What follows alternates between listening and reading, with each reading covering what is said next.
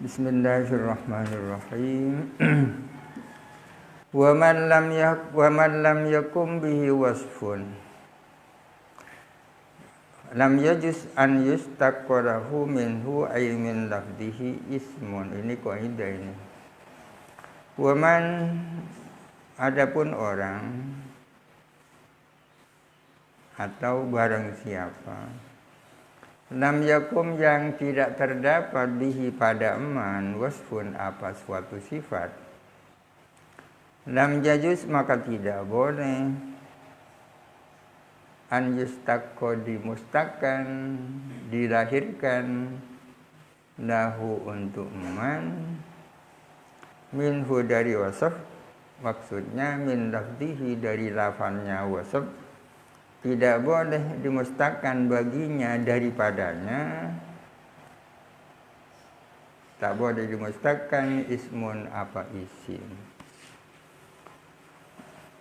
Orang yang tidak memiliki suatu sifat tidak boleh dimustakan suatu isim dari lafalnya sifat itu.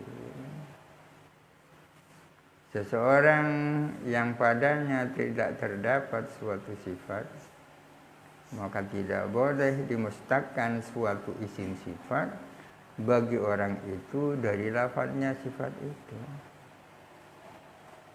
Gampangnya, barang siapa yang tidak punya sifat qudrat, tidak bisa dimustakan isim sifat daripada lafalnya qudrat. Ya kan? Orang yang tidak punya sifat qudrat tidak bisa dikatakan huwa qadirun, ya kan? Qadirun. Qudratun itu kan sifat, ya kan? Kalau qadirun isim sifat. Lebih banyak maknanya qadirun daripada qudrat. Maknanya qudrat itu ada pada qadirun, ya kan? Tapi pada qadirun itu bukan hanya maknanya qudrat, akan tetapi ada zat yang memiliki sifat qudrat. Qudratun kekuasaan, qadirun yang berkuasa. Ya kan ada yangnya kan? Ada zat. Ada zat. Seseorang yang tidak memiliki sifat, maka tidak boleh dimustakan suatu isim sifat, diambilkan dari isim sifat, dari sifat itu untuk orang itu. Ya, pengertiannya tadi itu. Ya. Ini kaidah. Khilafan lil Mu'tazilati. Ini berbeda dengan pendapat Mu'tazilah. Berarti Mu'tazilah tidak mengikuti kaidah ini. Kalau kata-kata khilafan seolah-olah menurut Mu'tazilah seseorang yang tidak punya sifat, ya kan, boleh dimustakan, diambilkan suatu isim sifat untuknya. Fi tajwidihim dzalika. Ini kisahnya tegas. Di dalam membolehkannya Mu'tazilah dzalika kepada hal itu. Hal itu kembali istiqaqo ismin lahu minhu, ya kan, benar dia kan. Di dalam membolehkannya Mu'tazilah kepada dimustakannya suatu isim baginya daripada lafalnya sifat. Dari mana kita tahu bahwa Mu'tazilah itu mengatakan seperti itu? Haitsu nafau, karena mereka menafikan anillahi ta'ala, dari Allah Ta'ala, menafikan sifatihi adzatiyata kepada sifat-sifat dzatinya Allah. Sifat dzati itu sifat ma'ani itu. Kal ilmi seperti sifat ilmu, wal qudrati dan sifat qudrat. Tapi wa wafaqu ala annahu alimun qadirun masalan. Akan tetapi mereka sepakat dengan kita, sama dengan kita, bahwa Allah Ta'ala adalah maha tahu, maha kuasa misalnya. misalnya.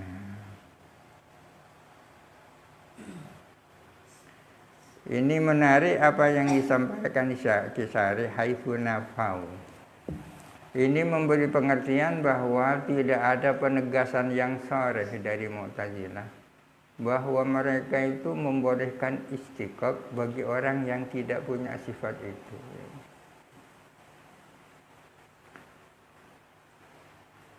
Akan tetapi berhubung orang Mu'tazilah itu menafikan sifat-sifat dzati dari Allah. Allah tidak ada sifat ilmu, tidak ada sifat qudrat. Akan tetapi mereka mengatakan Allah alimun, Allah qadirun. Dari itu bisa diambil pengertian bahwa mereka punya pendapat seperti itu.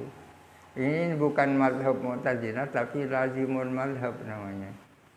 Bukan mazhab tapi lazimul mazhab. Ada khilaf di kalangan ulama tentang lazimul madhabi madhabun ataukah lazimul madhabi wairu madhabi laisa bi madhabin.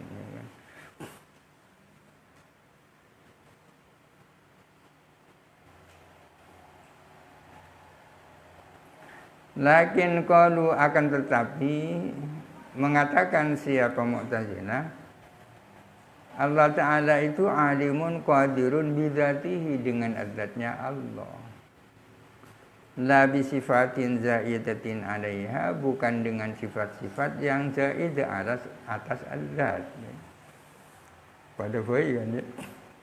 Artinya tidak ada perbedaan antara kita dan Mu'tazilah bahwa Allah Ta'ala alimun qadirun dan seterusnya. Apa perbedaannya? Perbedaannya adalah kita mengatakan Allahu alimun bi ilmihi, kan? Artinya bi ilmin yattasifu bihi, dengan sifat ilmunya. Allah itu qadirun dengan sifat kudratnya. Mu'tazilah mengatakan Allah alimun qadirun bi dzatihi. Zat dan sifat kan beda ya kan? Sifat itu bukan adzat.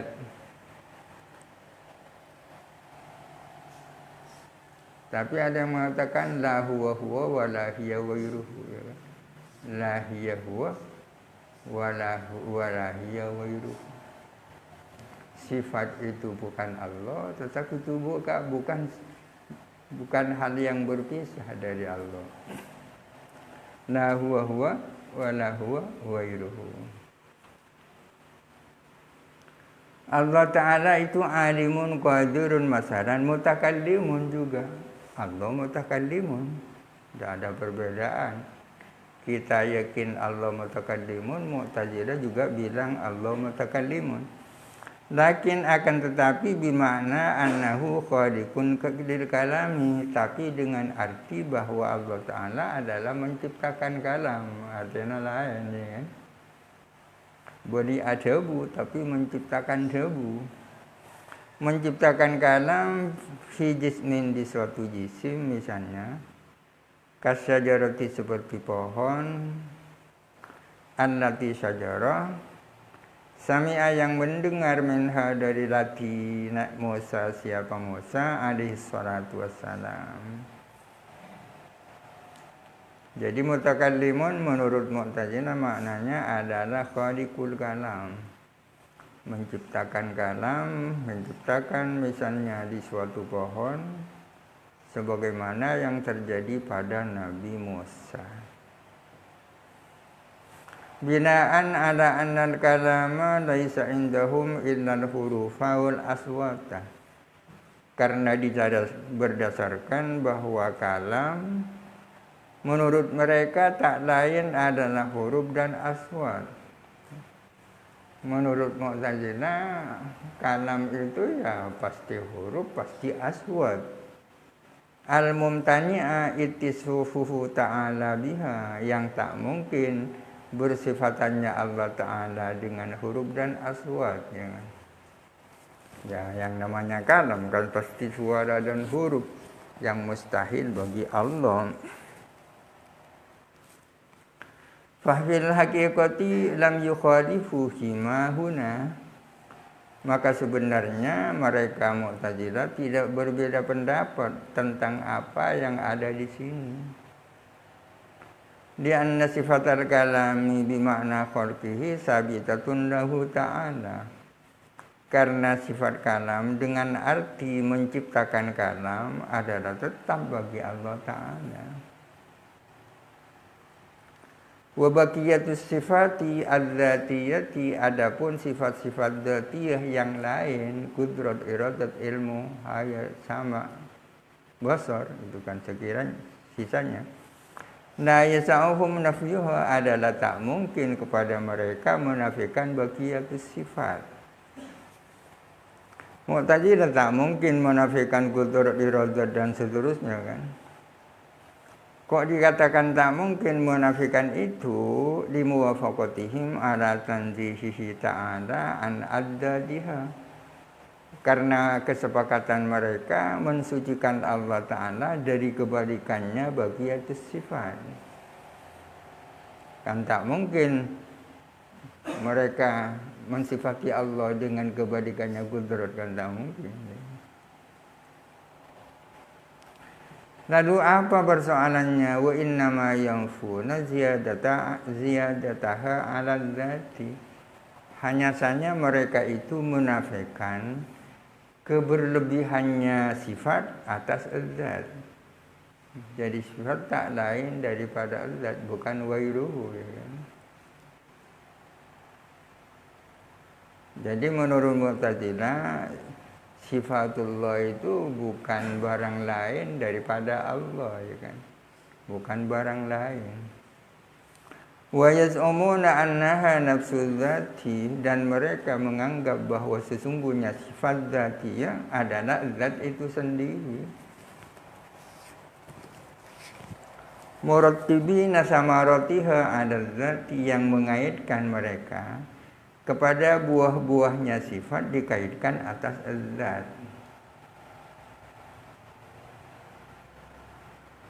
Jadi kaunuhu ta'ala qadiran yatarattabu ala qudratihi indana ya kan.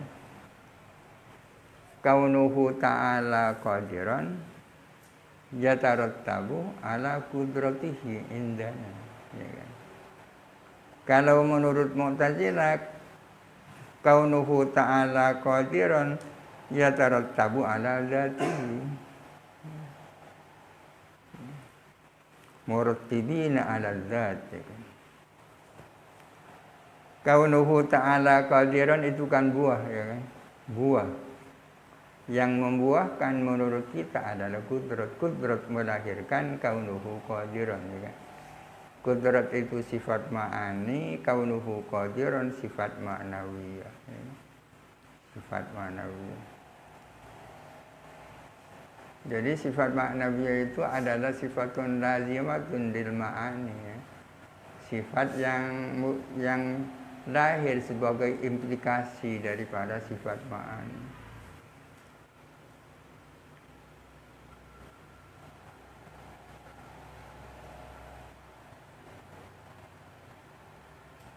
Kakaunihi adiman qadiran, seperti bahwa Allah Ta'ala adalah maha tahu dan maha kuasa. Farru bidzalika min ta'addudil qudama'i, mereka hendak lari dengan pendapat itu. Lari dari mana? Dari ta'addudul qudama, ada qadim lebih dari satu. Jadi untuk menghindar dari adanya qadim lebih dari satu. Allah Ta'ala qadim, zatnya Allah Ta'ala qadim, berarti karena ada qadim lebih dari satu. Farru bidzalika min ta'addudil qudama. Ala anna ta'addudal qudama'i innama huwa mahdurun fi dzawatin la fi dzatin wa sifatin. Namun sesungguhnya bahwa ta'addudul qudama itu adalah menjadi sesuatu yang dikhawatirkan kalau terjadi pada zat-zat, bukan dalam zat dan sifat ya kan?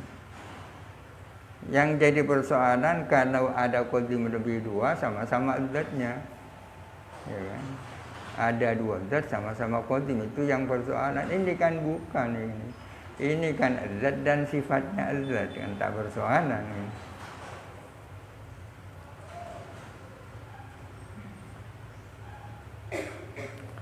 Wa min binaihim ala tajwizi ittifaquhum ala anna Ibrahim alaihi salatu wassalamu dzabihun ay ibnahu Ismaila haitsu amarra indahum ala tadzabhi ala mahallihi minhu di amrillahi iyyahu bidzabhihi.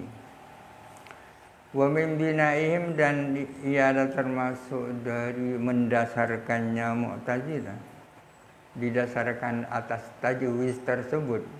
Apa yang dimaksud itu? Yakni tajwizu istiqaqu ismin diman lam yakum bihi wasfun, ya kan? Yang Mu'tazilah membolehkan dilahirkannya suatu isim bagi orang yang padanya tidak ada sifat, ya kan? Dan ialah di antara mendasarkannya Mu'tazilah atas tajwiz tersebut ittifaquhum, adapun kesepakatan mereka, ala anna Ibrahim, atas sesungguhnya Nabi Ibrahim alaihi salatu wassalam, dzabihun adalah dzabih, menyembelih. Dzabhun fahuwa dzabihun, artinya menyembelih putranya Nabi Ismail, di mana beliau Nabi Ibrahim amar menjalankan majalan indahum, menurut mereka Mu'tazilah, menjalankan alat dzabhi, alat menyembelih pisau, dijalankan kemana? Ala mahallihi, atas tempatnya dzabhi, minhu, dari Nabi Ismail, leher berarti. Di amrillahi iyyahu, karena perintah Allah kepada Nabi Ibrahim, bidzabhihi, untuk menyembelih Ismail. Di qaulihi ta'ala hikayatan, ya bunayya inni ara fil manami anni albahuka, wahai anakku, sesungguhnya aku bermimpi bahwa aku diperintahkan menyembelih kamu. Waqtilafuhum, dan perselisihan mereka Mu'tazilah diatofkan kepada ittifaquhum. Hal Ismailu, apakah Ismail alaihi salatu wassalamu malbuhun? Mereka di satu sisi sepakat bahwa Nabi Ibrahim itu labih, ya kan, nyambeli. Tapi di sisi yang lain mereka berselisih, apakah Nabi Ismail itu malbuh apa bukan? Fakila na'am, ada yang mengatakan iya, Nabi Ismail malbuh, tapi wal ta'ama.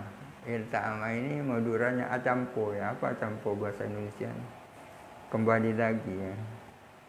Asampung, cambung lagi. Wal ta'ama, dan bercampur, ya. Makutia minhu, apa sesuatu yang terpotong daripada Nabi Ismail. Jadi orang-orang Mu'tazilah sepakat bahwa Nabi Ibrahim itu adalah dzabih, ya, dengan pengertian telah menjalankan sikin pada lehernya Nabi Ismail. Tapi mereka berselisih pendapat, apakah Nabi Ismail itu malbuh? Ada yang mengatakan iya, tapi tidak mati karena dukanya itu langsung sembuh. Wakilana, ada yang mengatakan tidak, Nabi Ismail itu tidak malbuh. Ai lam yuqta minhu syai'un, artinya tidak ada sesuatu pun yang terpotong daripada Nabi Ismail. Yang jadi persoalan pendapat yang terakhir. Jadi Nabi Ismail itu tidak malbuh, ya kan? Tapi disepakati Nabi Ibrahim dzabih, berarti qama bihi dzab wasfun, ya kan? Fal qailu bihadza, maka adapun orang yang punya pendapat dengan ini, yakni mengatakan Nabi Ismail ghairu malbuh, atlaqadz dzabiha ala man lam yakum bihi adzabhu, memberikan kata-kata dzabih, orang yang menyembelih, atas orang lam yakum yang tidak terdapat bihi pada man adzabhu, apa sifat dzabhu. Mestinya orang yang bisa dikatakan dzabih adalah man qama bihi adzabhu, ya kan? Kok bisa dikatakan dzabih Nabi Ibrahim padahal lam yakum bihi adzabhu, ya kan? Lakin bimakna annahu mumirrun ala tahu, tapi dengan pengertian bahwa sesungguhnya dzabih itu adalah berarti menjalankan alatnya dzabhi atas tempatnya dzabhi. Kalau begini kan majas namanya itu, majas, ya kan? Dzabihun, tidak apa-apa Nabi Ibrahim dikatakan dzabih. Kalau dengan pengertian mumirun alat dzabhi, ya kan? Menjalankan alatnya menyembelih, berarti majas, ya kan? Kalau begitu kan fama khalaf fil haqiqati, maka sebenarnya qail tersebut tidak berbeda pendapat sebenarnya. Ya karena Nabi Ibrahim dikatakan dzabih dengan pengertian mumirun alat dzabhi, ya kan?